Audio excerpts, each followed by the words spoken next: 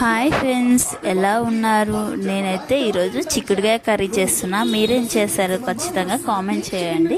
నేను ఎలా చేశానో కూడా ఖచ్చితంగా కామెంట్ చేయండి. ఫస్ట్గా అయితే ప్రాసెస్లోకి వెళ్దాం. మీరు అనుకోవచ్చు, అరే ఈమెయింద్రా సోది పెడుతుంది, ఫస్ట్ ప్రాసెస్ చెప్పమను అని అనుకుంటున్నారేమో.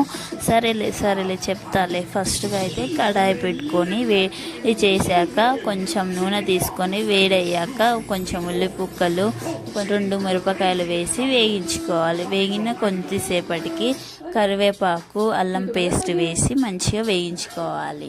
అవి వేగిన కొద్దిసేపటికి టమాటాలు వేసి అవి కూడా ఉమ్మనివ్వాలి. అవి ఉమ్మిన తర్వాత కొంచెం పల్లి చట్నీ ఉంటుంది కదా, అది వేస్తే సూపర్గా అవుతుంది. నా టేస్ట్ అయితే నేను ఇలా చేస్తాను. మీరు ఎలా చేస్తారో కూడా ఖచ్చితంగా కామెంట్ చేయండి.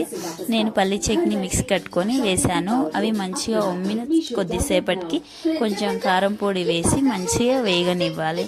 అవి వేగిన కొద్దిసేపటికి చిక్కుడుకాయ ముక్కలు తీసుకొని వేయాలి. అవి మంచిగా కలుపుకొని అవి ఉమ్మిన తర్వాత కొంచెం మసాలా పొడి వేసుకోవాలి. మన ఇష్టం, మసాలాలు ఏవైనా వేసుకోవచ్చు. నేనైతే ధనియాల పొడి హెచ్చాలు వేసుకొని మంచిగా ఉమ్మించి ఉడికిన తర్వాత కొంచెం నీళ్ళు తీసుకున్న పల్లి చట్నీ మిక్స్ కట్టుకుంటాం కదా, అవే నీళ్ళు తీసుకొని మంచిగా పోసుకొని అవి నీళ్ళన్నీ పోయే వరకు ఉమ్మనిస్తే అంతే. Tasty curry. నేనైతే ఎలా అవుతుందో అనుకున్నా, చాలా బాగా అనిపించింది. నేను తిని మీకు చెప్తున్నా, చాలా బాగుంది. మీరు కూడా ట్రై చేసి ఖచ్చితంగా కామెంట్ చేయండి. Okay guys, bye.